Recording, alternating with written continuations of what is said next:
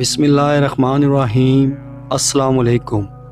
10 ایسی باتیں جن سے اللہ سخت ناراض ہوتا ہے۔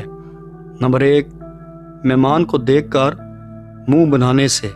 نمبر 2، اذان کے وقت کام میں مصروف رہنے سے۔ نمبر 3، دسترخوان پر دنیاوی باتیں کرنے سے۔ نمبر 4، اولاد کو اور خاص طور پر بیٹی کو گالی دینے سے اللہ ناراض ہوتا ہے۔ نمبر 5، ماں باپ کو برا بھلا کہنے سے اللہ ناراض ہوتا ہے۔